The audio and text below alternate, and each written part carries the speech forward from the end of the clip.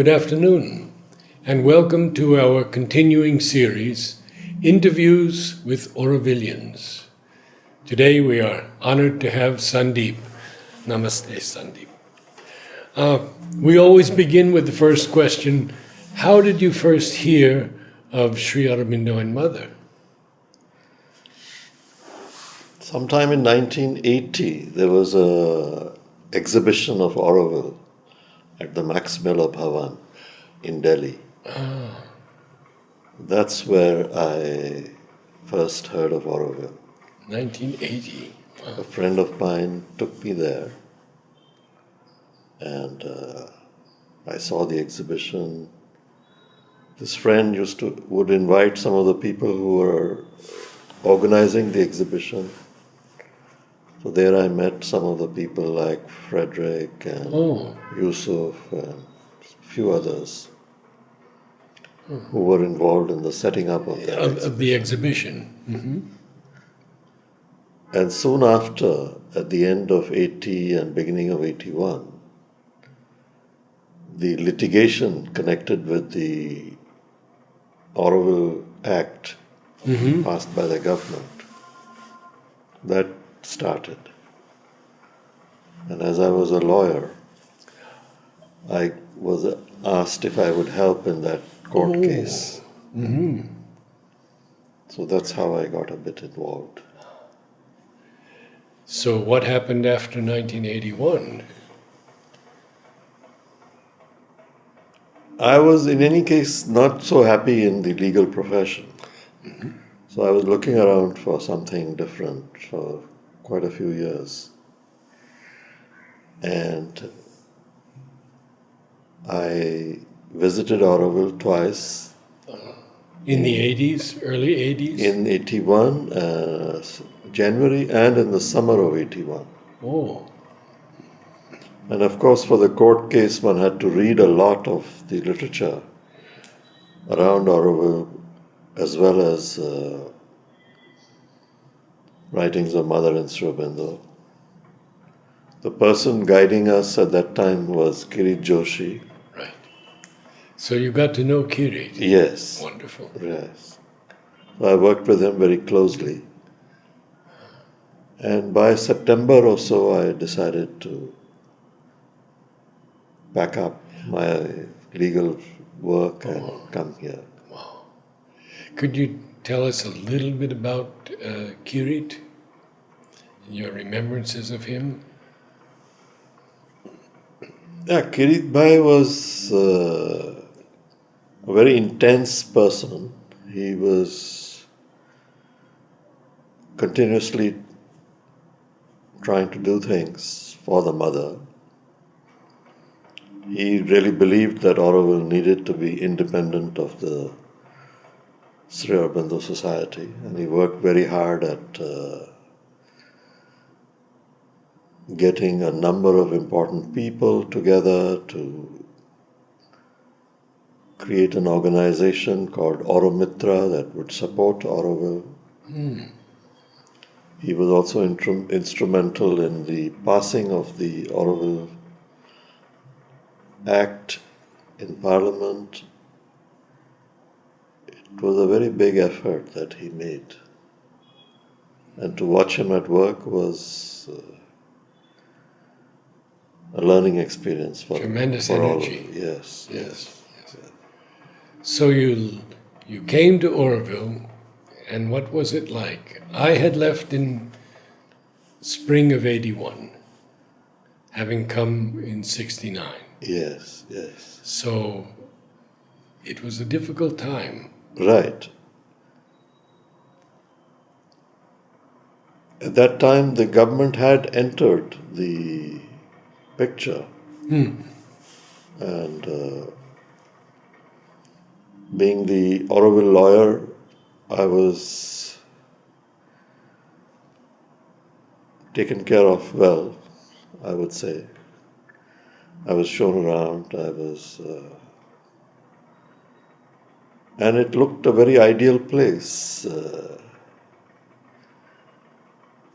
I was not exposed to all the problems and the difficulties. of the day-to-day life here at that time when I just visited. Those I came to know of later when I settled down here. As we all have. Yes. Yes. So, yeah, Auroville seemed like a dream at that time to me. And I took that decision to. Is it still a dream?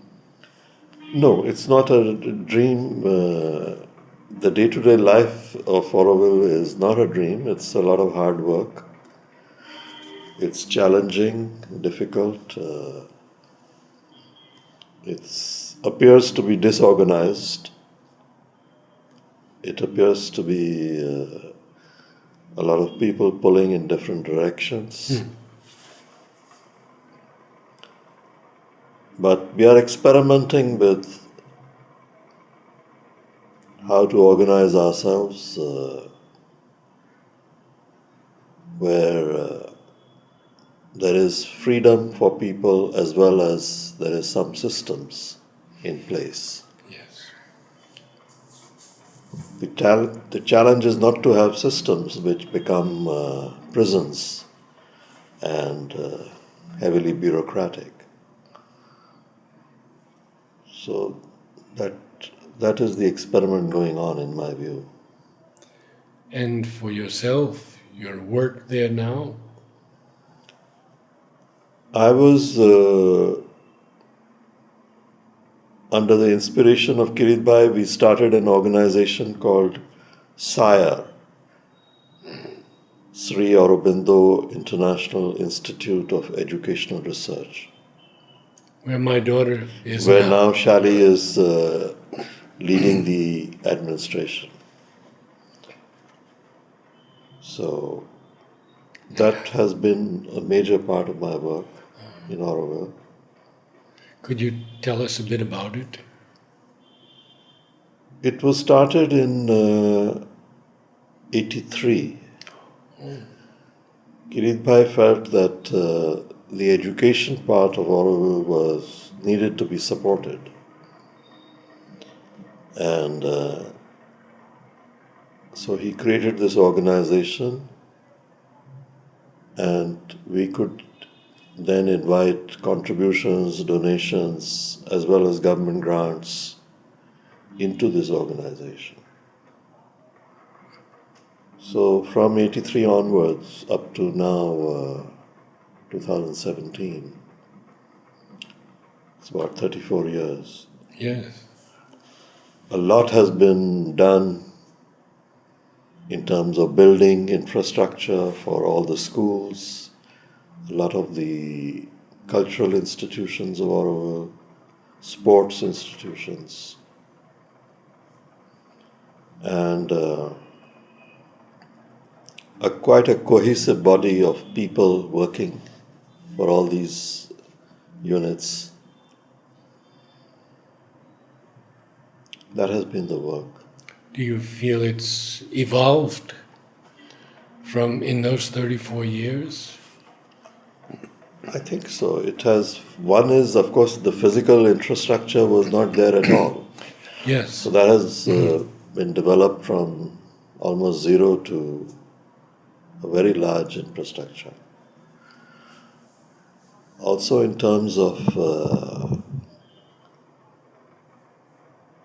the consciousness of people, I think it has evolved.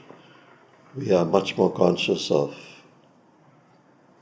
what are the guidelines of Mother and Sri Aurobindo and what we are doing, what are our shortcomings. And there is a free and healthy dialogue between various members of SIRE to take it forward.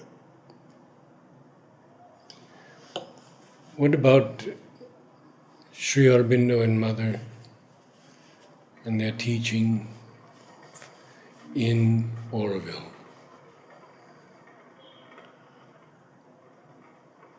I think There are only isolated places where formal classes are being held. One is at Savitri Bhavan. The other is at a little bit at Bharat Nivas.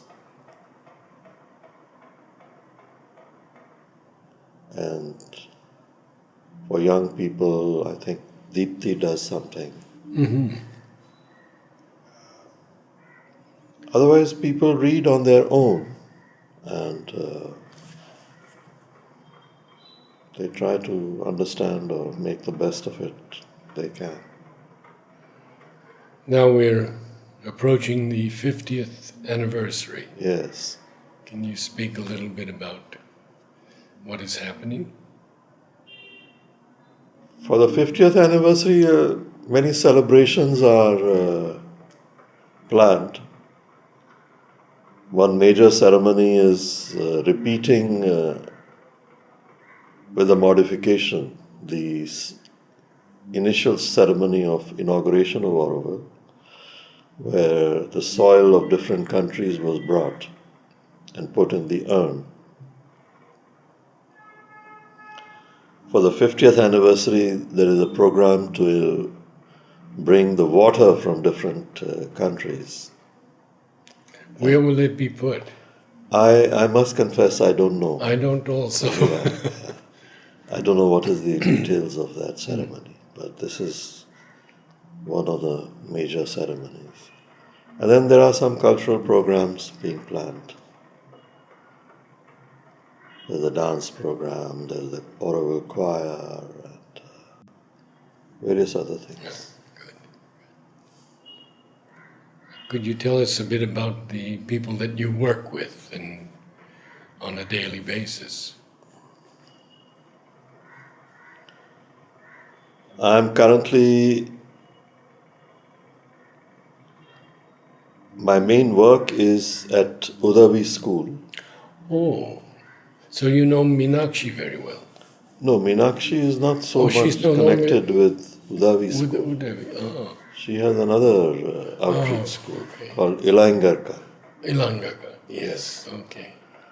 Udavi School was started by Nata, By Nata. Yes. Okay. and I knew him well. he was an Italian disciple of the mother, and he started the Oroshika Agarbatti company Right. Right. at this place in Edian Chavadi, just on the outskirts of Aurobindo. And with the profits there, they started a school also, which has grown into a high school. Oh. So it has currently about 250 students from creche to 10th grade. Oh.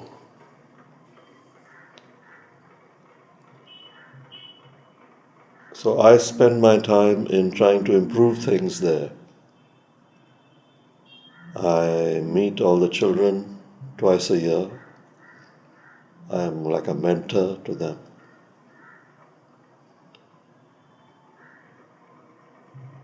Plus, I see whatever else can be done to improve things. I talk to the teachers. So that's where my main energy is. And otherwise, I am a little bit involved in SIRE. The day-to-day work is being handled by Shali and General Chatterjee. He'll be coming next week. All right. Yeah. Okay. So my work is to propose ideas that will further the education in Aurobindo. So that is one of my roles, is to come up with ideas that need to be implemented, are not being implemented, or there is not some initiative has not been taken by anybody to do those things. Those kind of things. Any examples you could give us? Uh, Simple things like I felt there were children who were not particularly happy in their own homes. So if we could have a hostel for them, that would be good. We have a hostel for older teenagers from 16 plus, but below 16 we don't have a hostel. So that's an idea that I put out, and we are trying to see how to make that happen. Another idea I had put out was of a nature park in near Sadhana Forest, near the Lake Estate. There is a community called Aranya. It was a degraded land which has been reforested now. So here we have created a nature park for children, where children can be safely in a purely natural environment and spend half a day or a day. Even overnight stays are possible. So these kind of things. Does it border the lake at any point? No. It's on a canyon. It's on a height. It's on a higher. Yeah. And what has been planted there? Planted it's a TDEF, tropical dry evergreen forest. Those species. So have a been natural planted. forest. Yes, yes. I'm familiar with Merveille and, of course, Matrodyanam at the lake, the two ashram gardens, and mainland also, three. Right. Who is caring for it? Aranya is currently, for many years now, a man called Sarvanan.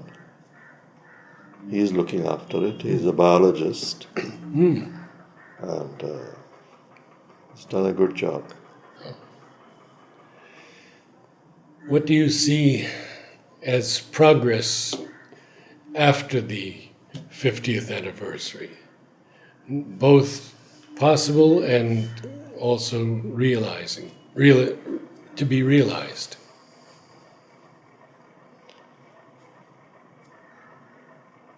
That is difficult to say anything about. Yeah, because we're talking about human unity here. Yes. What is certainly going to happen is that there should be a greater number of people in Auroville. The number of Aurovillians, I think, will increase. Yes, I've been speaking with Rakhal about this, Okay. who's involved in that. Yes. But people tell me, especially young people who come here, that it's very costly to enter Auroville. Thousands and thousands of dollars are needed. Yes, it is. I am not so happy with the systems that are there for the entry process. I think we are not supporting people with an aspiration and with no money.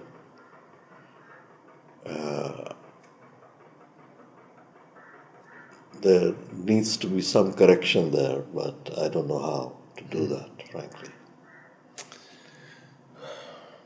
Land purchase? No, we have to create work and housing. If these two were available and organized, Yes. then young people with an aspiration could be invited to stay and work. So housing in terms of a hostel or something Yes, like that? something simple, but housing anyway. Yeah. And then work? Work again needs to be organized. I know people who want to work, who want to come there. I know, but Yes. work has to be created. Sometimes we have to add more people where there are already people, or we may have a lot of employed people from Pondicherry or here and there. we could replace those people. And but that requires a central organization that does that. Yes. Auroville is highly decentralized, and there is very little of authority being exercised in the sense of a group that is empowered to say that yes, we should do this or this needs to be done. Nobody is willing to take up such roles. How is Saya doing in this area? SIRE is a well established and an old institution, and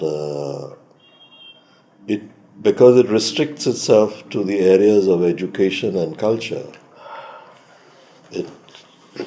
it manages to it has developed processes of dialogue and consensus within its members, and is able to keep on its work. But not an authoritative branch that could do what you suggest. No, no, it would not take on that role. That role is a centralized role. It would, in the structures that we have, it would be the role of the working committee, let's say, along with the foundation authorities to perform those functions. It must happen. I hope it does. I don't know how it will come about, but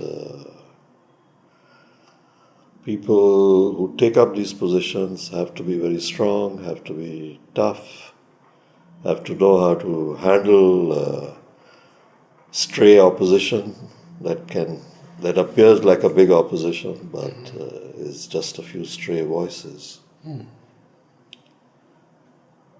People get scared of such things. We have many people coming from the ashram now to the Om choirs every week, Okay. which is a good connection. Yes. Do you have connections with ashram people?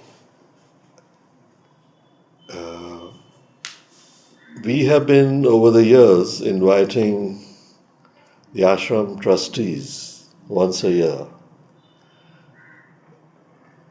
as Saya, and we show them different aspects of Saya, and then we give them a lunch. So that's a little visit every year that takes place. That is the connection that I can think of that is there. No exchange of speakers? Not that I know. Another collaboration with the ashram is the Udavi school itself. You see, Udavi school has been a part of the ashram. It was part of Oroshika, which is an ashram-related commercial unit. It has now been handed over to Auroville. But the ashram still supports it financially to keep it going. I see. Yes.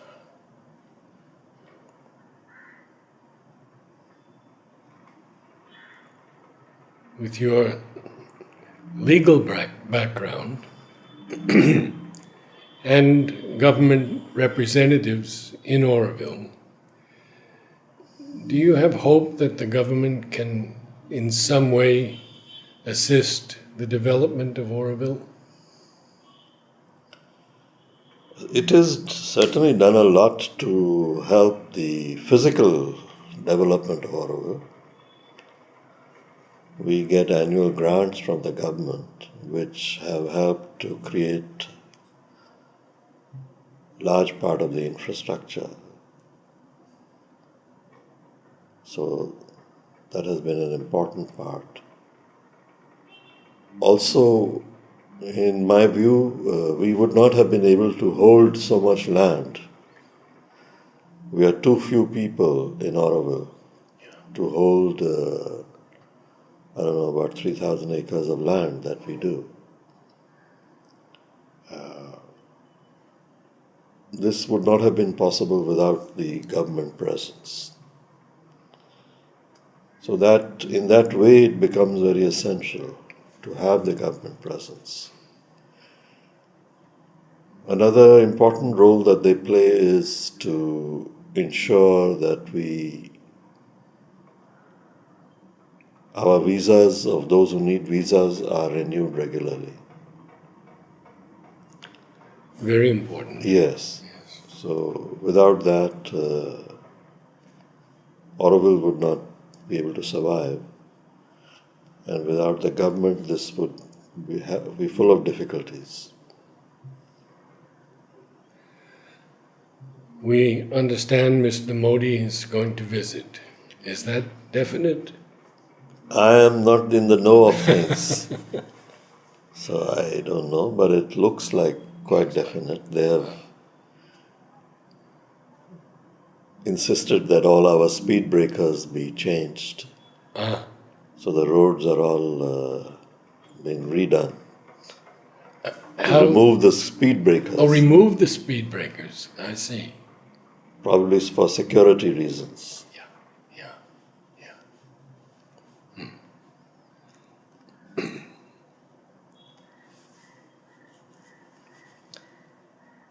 What about the Matrimandir, the lake around the Matrimandir, the water difficulties in Auroville? I must say that I'm not. I'm aware of the issues around all these things, but I don't have any particular involvement in the solving of these. So far as I know, the water issue is being worked at with water from the sea being purified and brought to Matrimandir. That project is very much on. Oh. I had interviewed Tensi. Yes, yes. And he mentioned Right. working on solar and seawater. I'm not aware of the role of Tensi in this, but the whole project is on Very to good. purify the seawater and bring it to the Matrimandir. So I guess once that is working, then they'll start on the lake. Now, my friend Mandakini Yes. is doing this A for Auroville, Acres for Auroville. Yes. But still a lot of land needs to be acquired Right. in the circle of Auroville, In the city area. in the city area. I don't think it's a lot, but there are some pockets left that are stuck because the owners are rich people themselves and they are not in any hurry to sell those lands. That's what my understanding is.